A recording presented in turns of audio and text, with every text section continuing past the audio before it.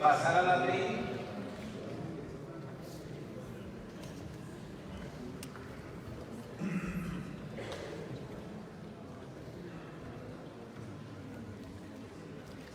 Bueno, entonces, muy buenos días a todos, a todas, presidente, a todos los senadores que hacen parte de la Comisión Segunda, obviamente a mis colegas citantes de este debate, Antonio Sanguín, Iván Cepeda, Feliciano Valencia.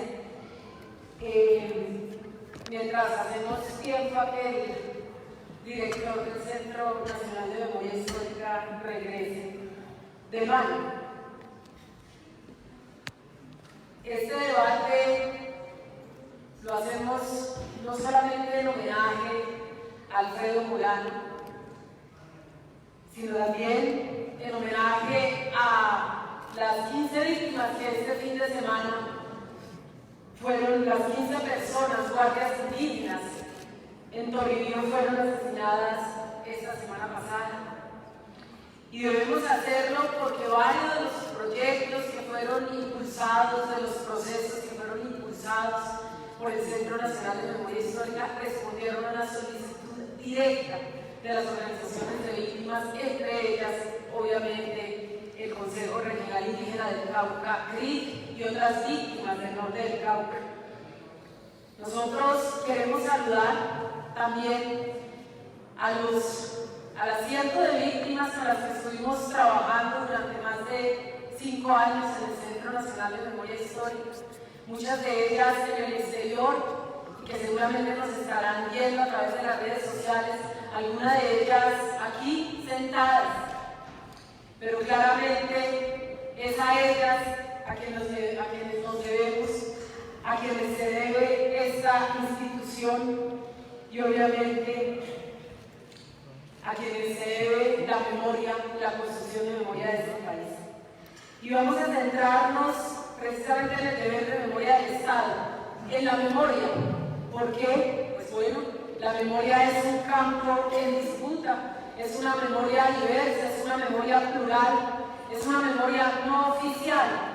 Y el doctor Acevedo, independientemente de sus posiciones políticas, ideológicas, no puede eludir esta disputa. Debemos hacer frente a la disputa, a este campo en disputa que es la memoria histórica. Y vamos a remitirnos al deber de memoria del Estado, porque es su deber como director del Centro Nacional de Memoria Histórica, porque es el deber que está consagrado en esta ley. Una ley que reconoce la existencia del conflicto armado en todo su articulado, en su exposición de motivos y hasta en su título.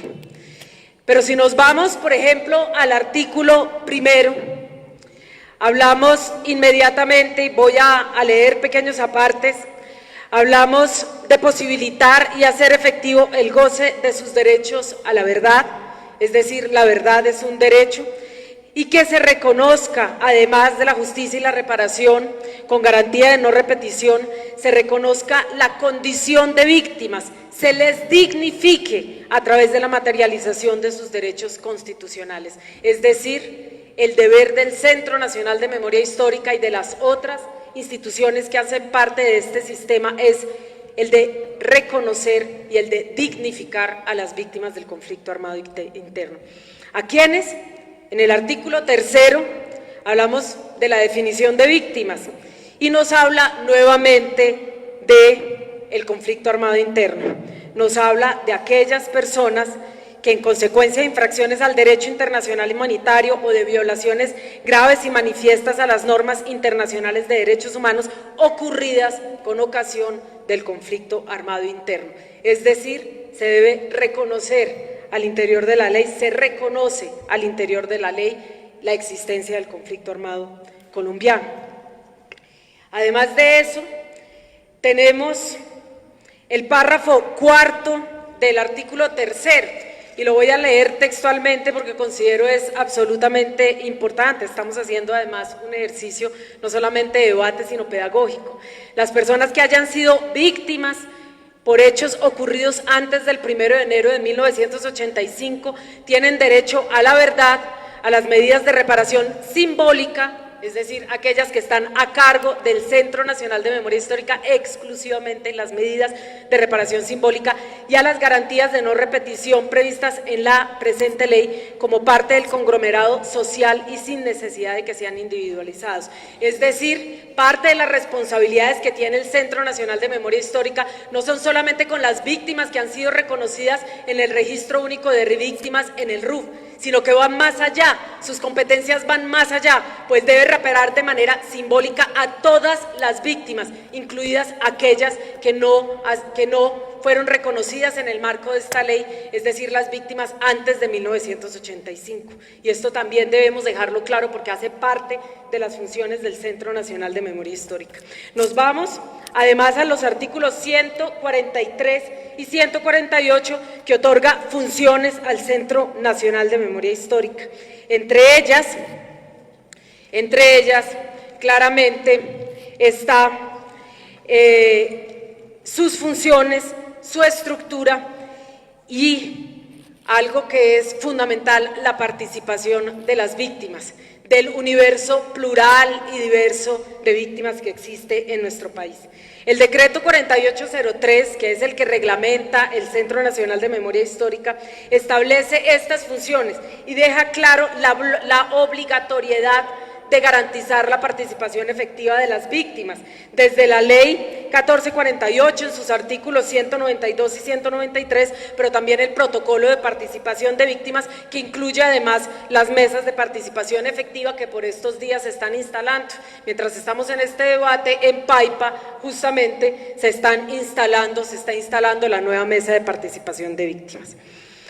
El objeto del Centro Nacional de Memoria Histórica, según el decreto 4803, nos habla nuevamente de realizar. El Centro Nacional de Memoria Histórica tiene por objeto la recepción, recuperación, conservación, compilación y análisis de todo el material documental, testimonios orales y por cualquier otro medio relativo a las violaciones ocurridas en ocasión del conflicto armado interno colombiano, a través de la realización de investigaciones, actividades museísticas, pedagógicas y otras relacionadas que contribuyan a esclarecer las causas de tales fenómenos, conocer la verdad y contribuir a evitar en el futuro la repetición de estos hechos. Es decir, la participación de las víctimas es un eje fundamental del accionar del Centro Nacional de Memoria Histórica y de su cumplimiento a través de la Ley de Víctimas que la rige, obviamente. Y las memorias de las víctimas, la memoria de las víctimas es un acto de resistencia, frente a la brutalidad del pasado.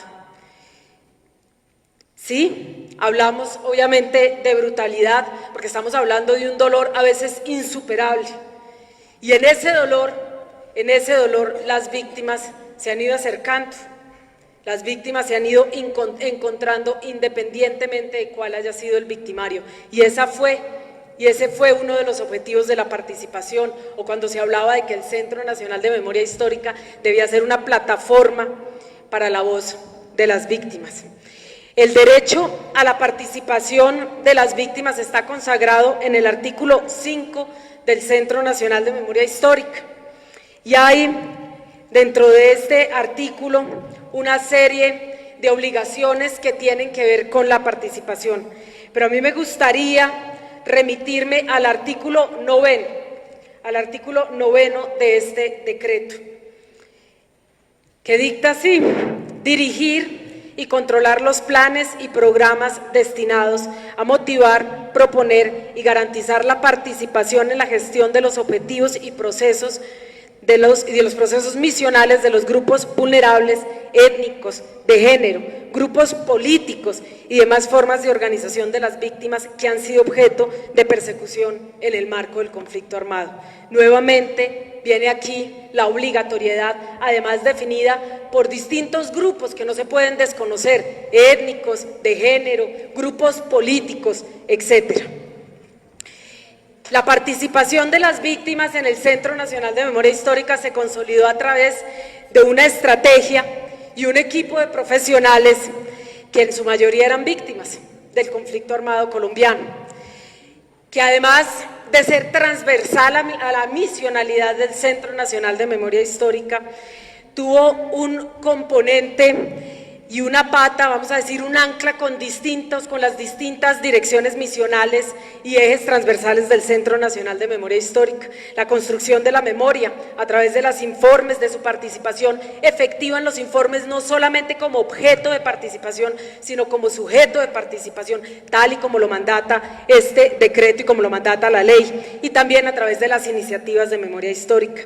Con los archivos, la Dirección de Archivos de Derechos Humanos, en la creación y gestión de archivos de derechos humanos, a través de pedagogía, con los grupos de memoria en las universidades, pero también con las cartillas de memoria que se desarrollaron con maestros y maestras. Estamos hablando con comunicaciones, la manera accesible en la que se podía tramitar y se podía comunicar la información y que pudiese ser comprendida y asimilada, y además al mismo tiempo fuera reivindicativa de las acciones de las víctimas y de su dignificación.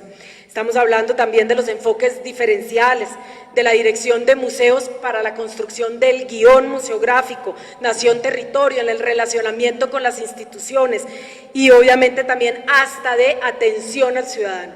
¿Cómo debía el Centro de Memoria Histórica atender de manera diferencial a las organizaciones de víctimas? Esa estrategia de participación se validó y aprobó por parte de las directivas del Centro Nacional de Memoria Histórica y priorizó dos componentes, la agenda conmemorativa y la agenda exilio. Estos dos componentes, voy a remitir a ellos, se desarrollaron por solicitud de las organizaciones de víctimas. Fueron ellas directamente quienes solicitaron la creación de estos dos procesos que desarrollaba la estrategia de participación de víctimas.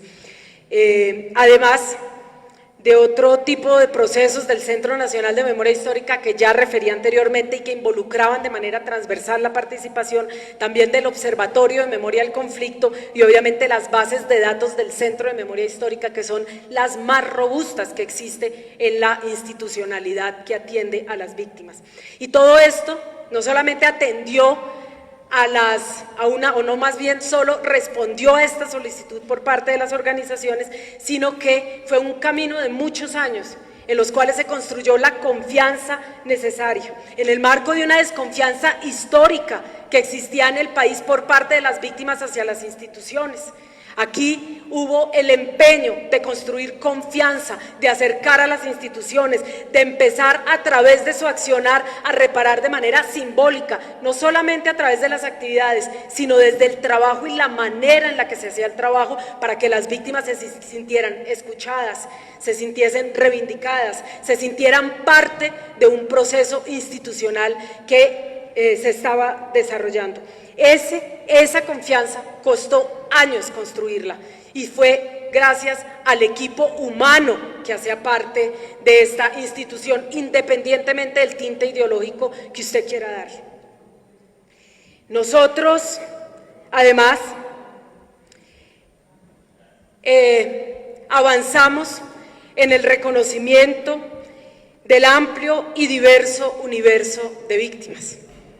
Del amplio y diverso universo de víctimas, no es solamente con un sector, porque las víctimas, como ya lo dije, son múltiples y son diversas, así como el relato de la memoria histórica, y deben ser escuchadas y atendidas en su complejidad, y debe haber empatía en la relación. Si esa empatía no existe, no hay el más mínimo riesgo de que se pueda establecer una relación dignificante con las organizaciones, la población objeto del Centro Nacional de Memoria Histórica.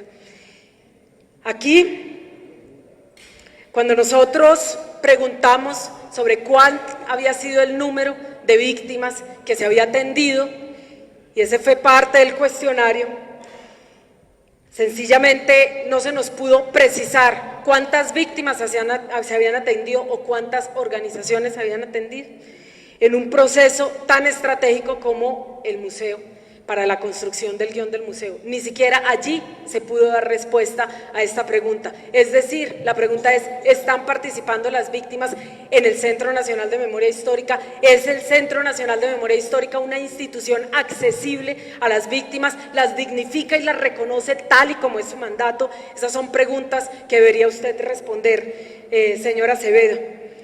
La participación además es un elemento reparador a organizaciones que han sido excluidas, a víctimas y personas que han sido excluidas, negadas, invisibilizadas y además estigmatizadas por décadas.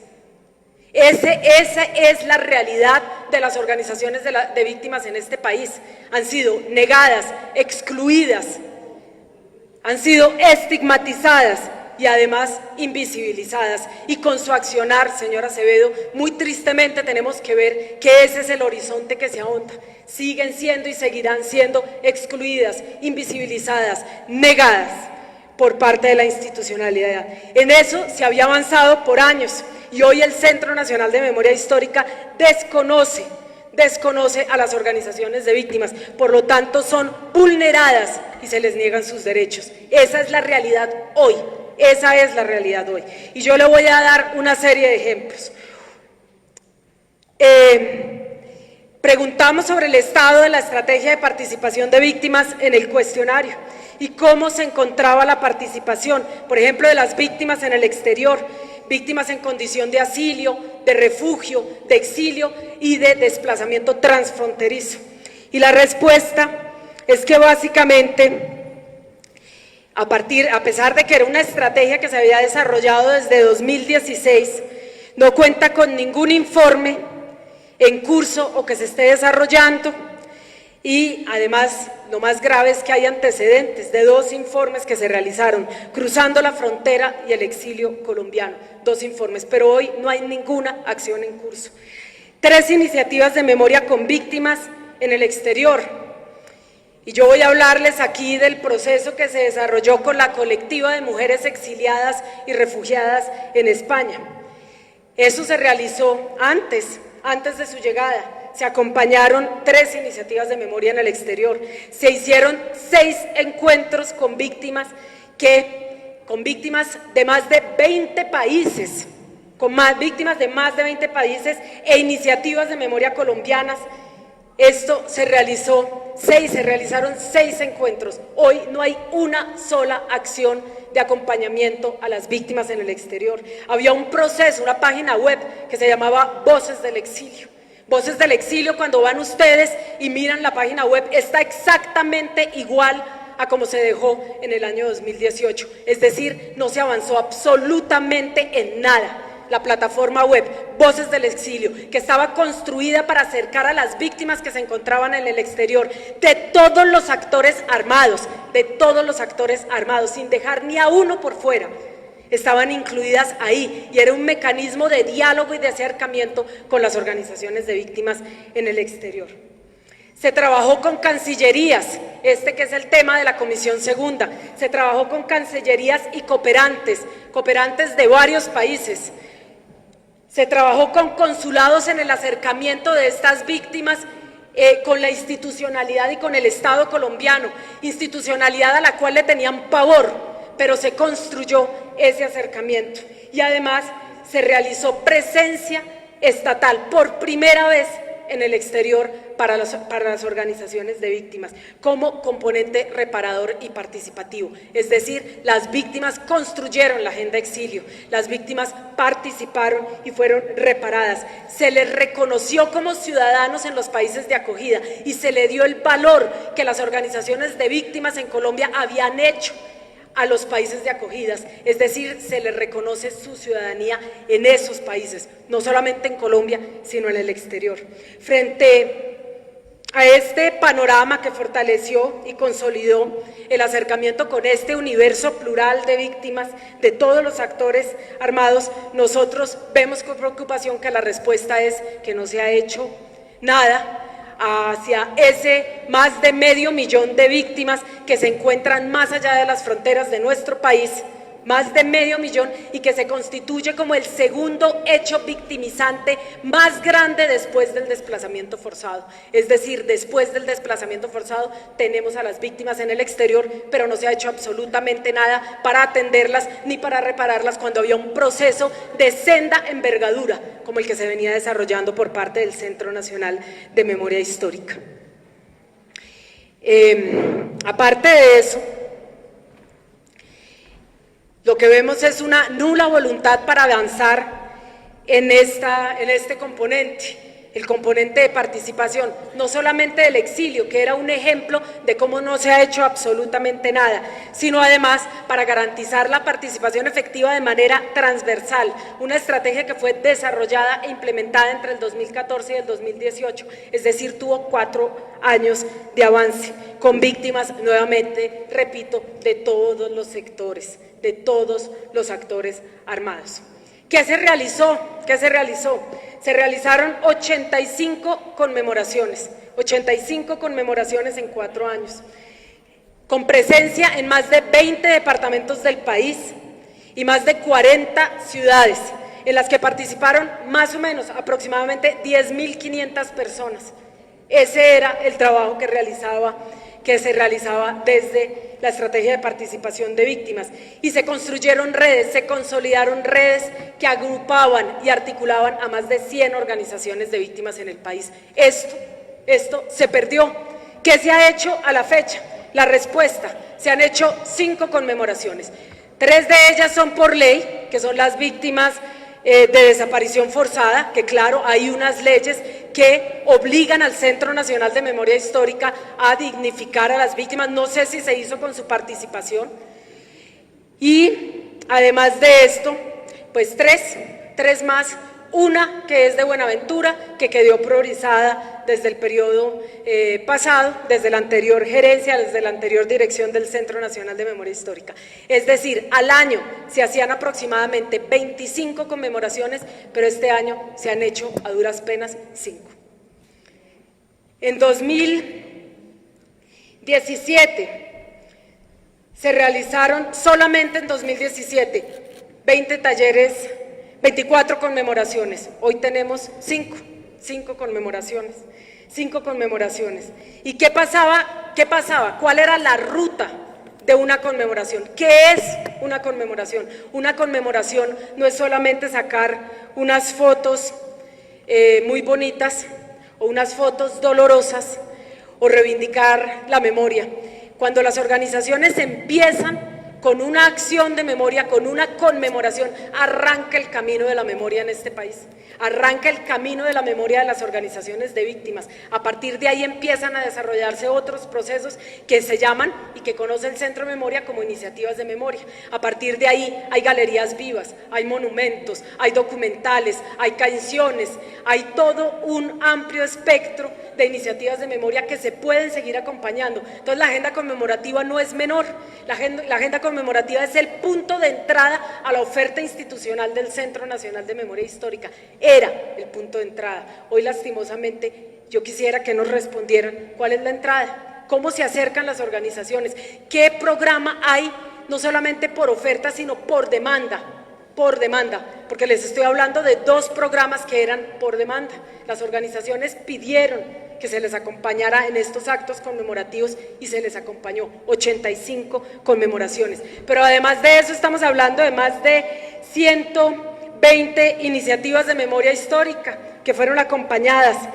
Estamos hablando de 100 conmemoraciones que ya les dije, estamos hablando de 20 talleres pedagógicos para que las víctimas conocieran cómo era la ruta de entrada, de acceso y la oferta institucional del Centro de Memoria, 122 publicaciones, porque además de los informes famosos que ya se conocen y publicó el Centro Nacional de Memoria Histórica, se realizaron más de 20 o 30 publicaciones con las organizaciones. Fueron ellas quienes realizaron esas publicaciones, y el Centro de Memoria fue solamente un vehículo para esa publicación. Es decir, el Centro de Memoria Histórica en esos momentos sí servía de plataforma y voz de las víctimas.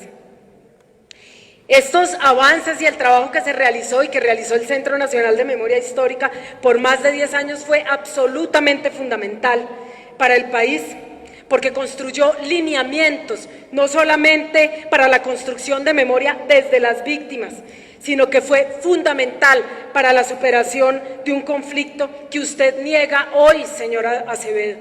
Y no solamente fue importante para la superación, sino para incluir dentro del relato histórico las voces de las víctimas, que creo es lo más importante. Esa es la labor de la memoria. La memoria la construyen las organizaciones de víctimas. La memoria introduce un relato en la historia de este país y ese relato usted lo está negando.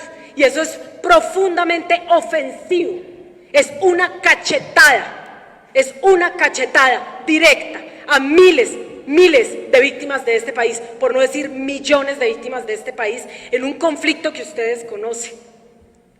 Nosotros nos consolidamos en el mundo, y que se oiga muy bien, en el mundo como un país emblemático en la construcción de memoria. ¿Por qué nos consolidamos en el mundo como un país emblemático en la construcción de memoria? Porque nosotros fuimos el único en construir memoria en medio de la guerra, y la memoria no inició con el Centro Nacional de Memoria Histórica, la memoria la venían construyendo las víctimas desde hace décadas, y la labor del Centro de Memoria era recoger y poner en la opinión pública y poner a disposición de la sociedad los relatos de las organizaciones de víctimas, esos relatos dolorosos que tuvimos que escuchar durante muchísimos años, violaciones sistemáticas a la población LGBTI, violaciones correctivas, donde tuvimos que escuchar y acompañar a los familiares en la búsqueda de sus desaparecidos, cuando tuvimos que encontrar a las víctimas de los desaparecidos con victimarios, hechos que dignifican al ser humano y que dignifican esta sociedad. Esas son las garantías para la reconciliación y la no repetición de esa guerra que ustedes conocen, pero muchos como yo, millones de hombres y de mujeres como yo, hemos levantado las banderas de la memoria muchísimo antes de que usted la negara. Además de eso, hemos hecho algo que no se había hecho en el mundo, y es reconstruir la memoria de la población LGBTI. Eso no se había hecho antes. Y reconstruimos la memoria del exilio, que solamente Chile había avanzado a través de una plataforma web. Pues nosotros hicimos presencia estatal para acompañar organizaciones de víctimas de más de 20 países, organizaciones de víctimas colombianas en más de 20 países.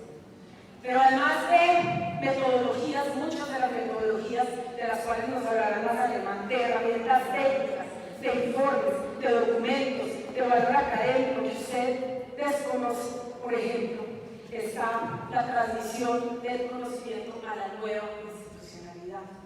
Institucionalidad que se crea, la institucionalidad de la paz que se crea en el marco de los acuerdos de paz.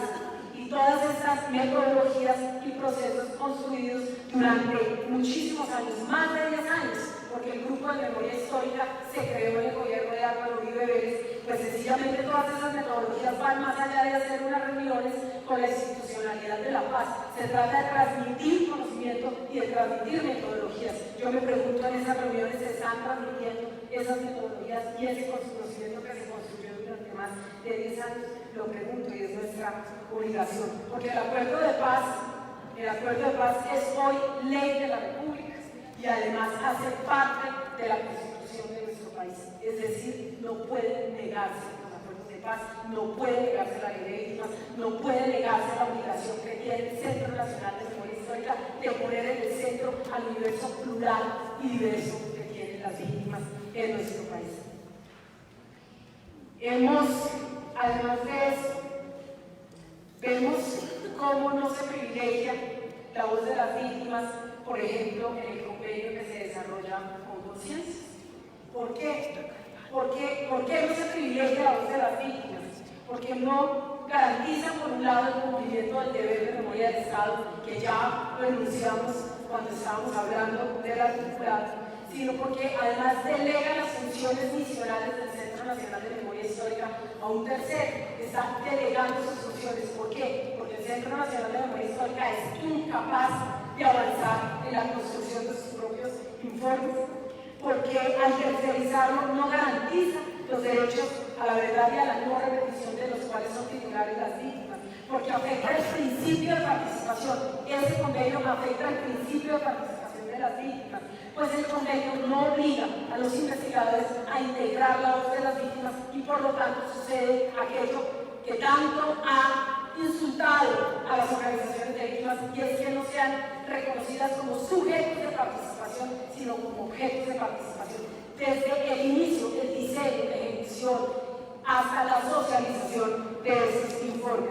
Es decir, además, al haberse construido en un lenguaje absolutamente académico, se construye en un lenguaje que no es accesible a las organizaciones de víctimas en este país. Para nosotros es absolutamente importante que las organizaciones puedan participar de manera colectiva e individual, desde el diseño, repito, hacia la ejecución, después la difusión y la socialización. Hacer parte integral del accionar de una institución que tiene como eje central al universo plural y diverso de las víctimas se llama acción sin daño.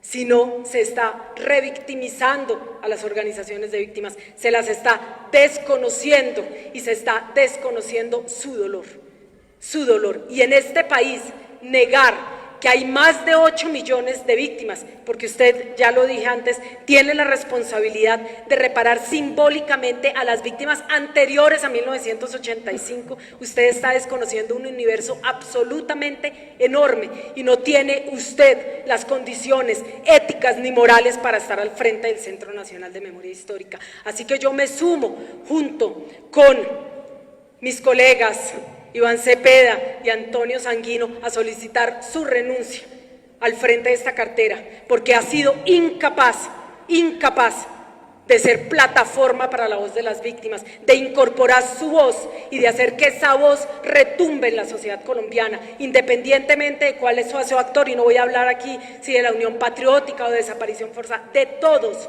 porque todos hemos pasado por situaciones absolutamente dolorosas desde nuestra niñez, y no permitimos que el Estado nos arrebate nuestra voz, nuestra dignidad y nuestro futuro. Y usted hoy está al frente de una institución que debe garantizar dignidad, reconciliación, garantías de no repetición y reconocimiento a la voz de millones de personas que han sido heridas, que han sido lastimadas, que han sido sujeto de los vejámenes más horribles en el marco, sí, del conflicto armado interno colombiano. Le agradecemos su intervención. Le informo a los asistentes, no sin antes darle un saludo a la senadora Aida Bella, que ha llegado a la Comisión Segunda del Senado, y al representante de la Cámara, Inti Asprilla, que también ha hecho presencia.